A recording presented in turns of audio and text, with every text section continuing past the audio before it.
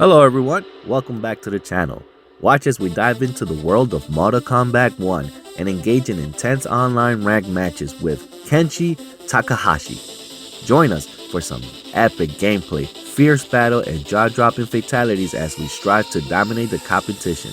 I'm still seeking for players for the online tournament. Furthermore, if you happen to have your own YouTube channel, I'll be more than happy to subscribe to your channel as well.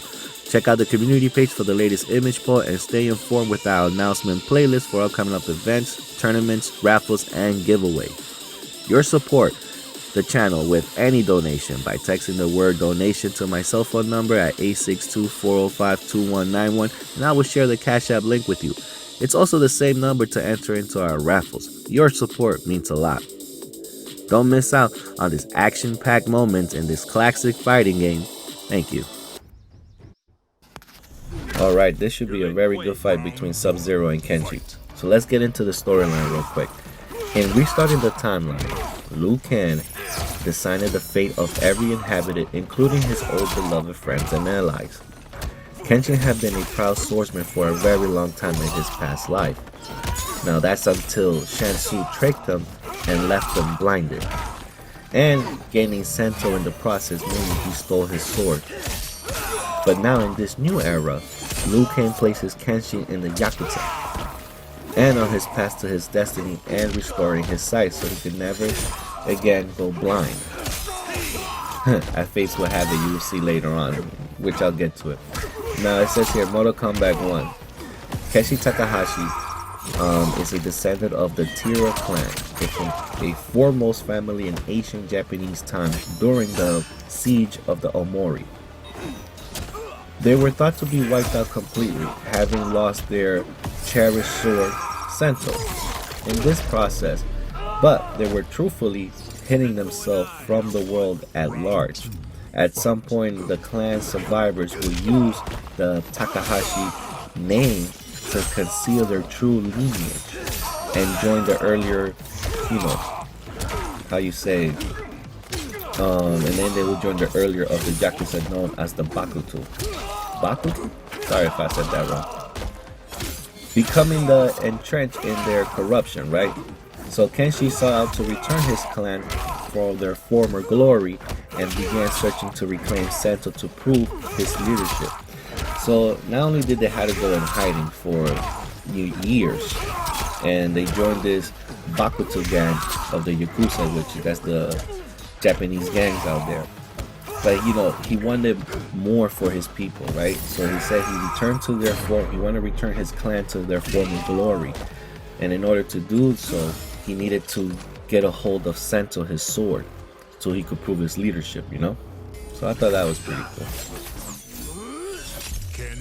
And that's how you beat Sub-Zero. Let's see if he's gonna continue or leave, because a lot of people, once you beat them, they opt out. Well, there you go.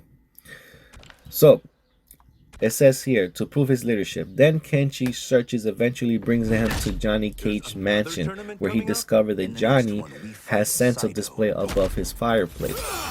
Now Johnny's wife, Chris, walks out in the middle of an argument that she was having with Johnny, and then to his surprise, unhealthy devotion to his deteriorating fame, right? He's like a washed up actor, and he's trying to hold on to his glory, right? So it says here, Kenshi takes the opportunity to enter Johnny's house, and he shocked him as an intrusion, thinking he had been Chris returning from their fight. Now it says here, demanding Kenshi explain what had happened to his wife, but Kenshi assured that she'll be fine, and that if Johnny cooperates with him. Now it says here, he will be too. Now Kenshi demands that he hands over Sento, claiming that it's a family heirloom, and he has the right to retain that sword for the Tira clan. He's a descendant. But Johnny refuses to believe him and declares that he won't give up Sento without a fight. And then again, dude, if you just kidnapped his wife, there's no way he's just gonna be like, oh yeah, here, just take the sword. There was a fight gonna break out. So the two end up clashing, right? But Johnny emerges victorious and knocks out Kenshi out cold, he whooped his ass. Now it says here, when Kenshi comes to and finds himself tied up in a chair by Johnny, who begins to interrogate him on his, endeavors. And Kenshi introduces himself to Johnny, and he begins explaining how the Tira clan changed their name to the Takahashi and their eventually, integration of the Yakuza. As well as he desires to use Sento to redeem his clan, right? And get honor for his clan. Despite this, Johnny, writes him off like, who cares? And he's a little more than make-believe, he didn't care or believe of, everything that's happening. So hearing the doorbell and believe it to be the police, arriving to arrest Kenshi, Johnny opens the door only to be confronted by 3 even more bizarre figures. So while he had him tied up, he called the police, right? And when he goes up to the door thinking it's the police, well, guess who shows up at his door? It's none other than Liu Kang, Scorpion, and Sub-Zero. So, like, who the hell are these 3 characters? Like, so obviously he was surprised, right? So Johnny believes that the whole thing has to be an elaborate prank set up by his wife or girlfriend. And so he invites them. Oh, take this, Raiden. I thought I had him with the special. Damn, sometimes it'd be tricky to do their fatalities, bro. Alright, so it says here, the elaborate prank set up by his girlfriend Chris, so he invites them inside. Now, Liu Kang expresses his disappointment with Kenshi's action, even though Kenshi's equally mystified on who these 3 strangers are, and he has no idea who they are. And another battle ensues when Johnny is attempting to stop Sub-Zero from untying Kenshi's bond. Because remember, he had this guy tied up, and like, who are these 3 strangers? And now they're setting his prisoner free. So he is knocked onto the wall, which causes his one-of-a-kind bases to shatter on top of him. Kenshi watches as he emerges. Johnny defeats both ninjas, and Liu Kang, well, he doesn't fight Liu Kang, he fights Sub-Zero.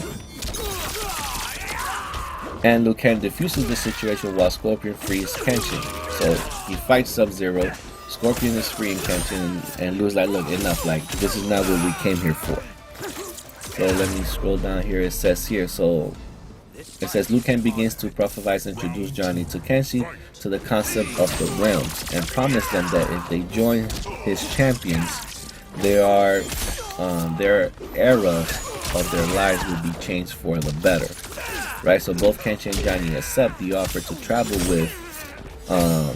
to the Wuxi Academy to begin their training in meeting the fellow champions in Raiden and Kung Lao.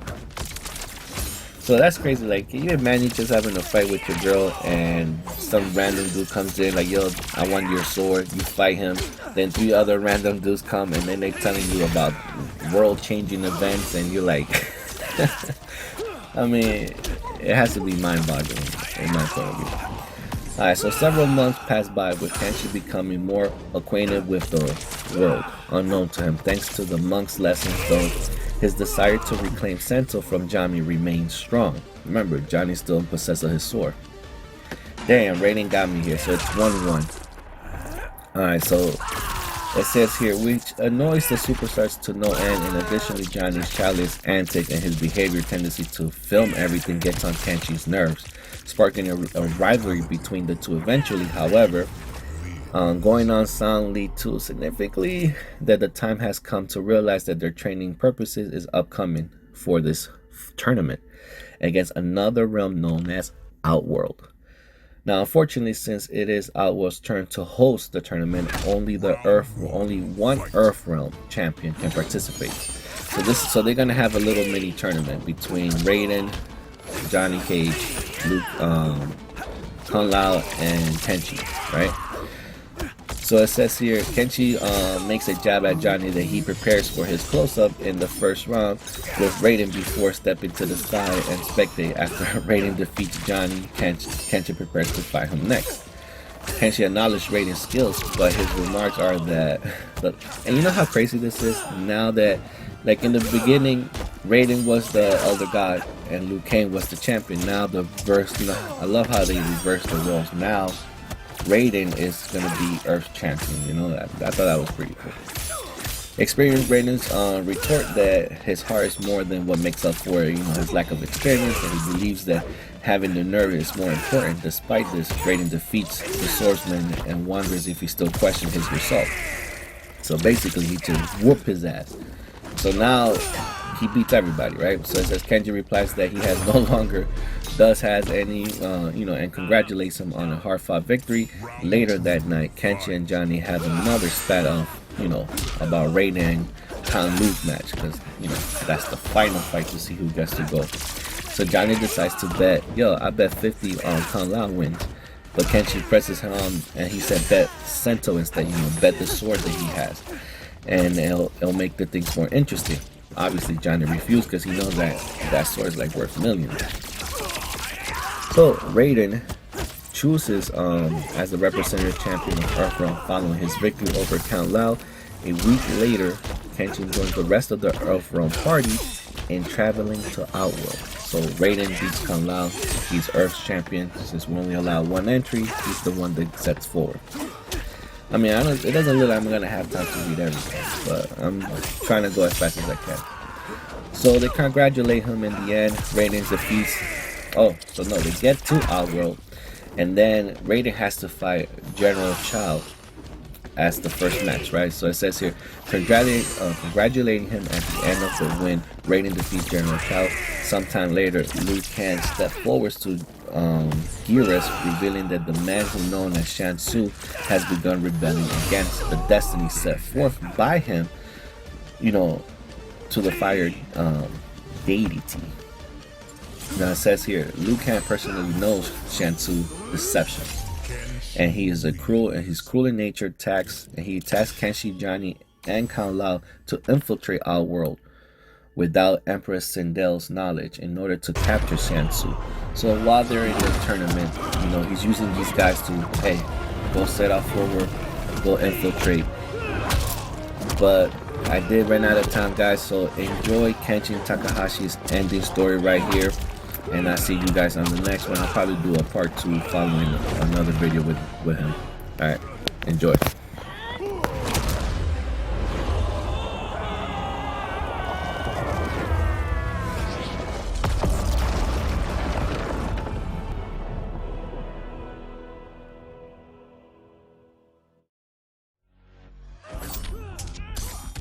I wasn't looking for allies against the Yakuza, but I found one in Special Agent Jackson Briggs.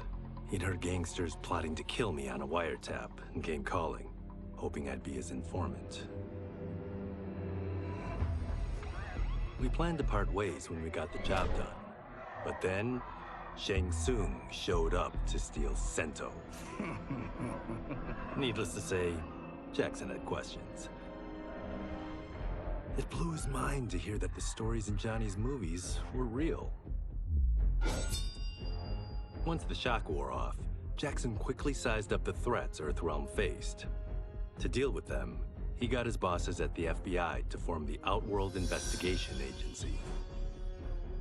When he asked me to sign on, I hesitated. After all, me? A government agent? But it's an important job. And more importantly to me, an honest living.